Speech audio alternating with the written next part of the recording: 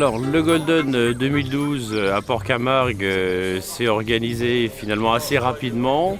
Donc, j'ai contacté la voilerie qui a tout de suite trouvé le projet intéressant et nous a soutenus auprès des différentes collectivités et de la capitainerie pour qu'on puisse monter rapidement le Golden Oldies 2012 à Port-Camargue.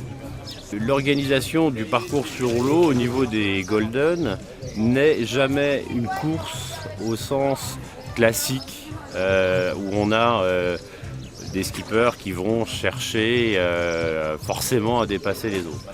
C'est pas du tout l'esprit. L'esprit, c'est un moment de partage sur l'eau avec un prétexte qui est ce parcours pour que les bateaux aient l'occasion de naviguer ensemble, qu'ils soient un peu stimulés bien sûr pour être performants parce que tout le monde sait qu'avec des bateaux, je ne sais pas, en tout cas chez les Golden, tout le monde a envie d'être devant, c'est un peu bizarre, mais pas à n'importe quel prix, ce qui est un point important.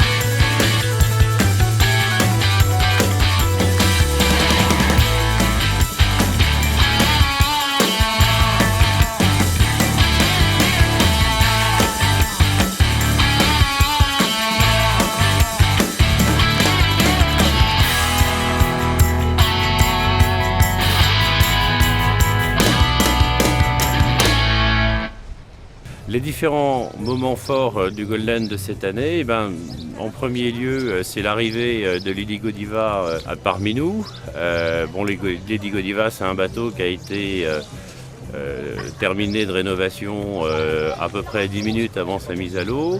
Et la mise à l'eau intervenant à peu près un quart d'heure avant le début du Golden Oldies 2012. D'abord, on est tombé amoureux des praos à cause d'un autre prao qui s'appelle Cheers. On a vu naviguer ce bateau, nous on navigue depuis longtemps et on a dit mais ça c'est pas possible, il faut absolument qu'on se trouve quelque chose comme ça parce que c'est trop fabuleux, ça accélère magnifiquement, ça paraît simple à manœuvrer et tout. On s'est renseigné et le seul qui était existant finalement c'était celui-là qui s'appelait Funky But Chic et qui était à Port-la-Forêt en Bretagne au chantier CDK d'Hubert Desjoyaux. On l'a présenté dans son jus l'année passée à Canet-en-Roussillon et le convoyage. C'était d'abord Port-la-Forêt, la Gironde par la mer. C'était un voyage très sympa. On a passé 100 écluses au total, donc 50 jusqu'à Toulouse. Comme les écluses étaient trop étroites, Paul a pris sa scie égoïne, il a scié les petits bras. Donc tout le monde s'est un peu impliqué, ça s'est enchaîné et donc c'était sympa. Et il est sûr que nous n'aurions pas acheté ce bateau s'il n'y avait pas eu les Golden. Ça c'est sûr. Et les premiers essais sous voile, c'est Anne et moi qui les avons fait en venant ici directement de Port-Saint-Louis-du-Rhône. Donc on avait tout à redécouvrir, le gréement, comment ça marche.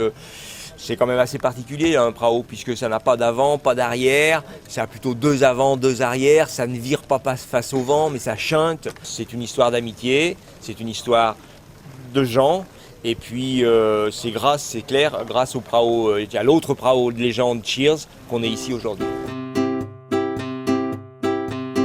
La journée de samedi s'est terminée par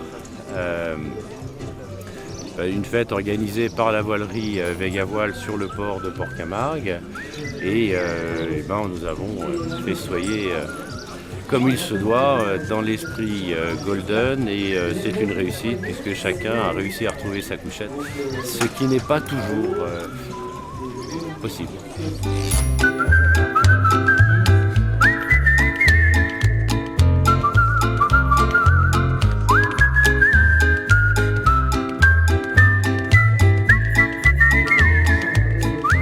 l'avenir des Golden s'inscrit, je dirais, de la manière la plus bête dans la prolongation de son passé. Aujourd'hui, ce qu'on peut constater, c'est la capacité que nous avons eue tous ensemble d'organiser, même rapidement, un Golden Oldies à Port-Camargue qui a tenu toutes ses promesses. Et ce point-là est très intéressant parce que ça veut dire que même si les Golden sont une association, elle est faite de gens très impliqués et je dirais qui se comportent de manière très professionnelle dans l'organisation de l'événement.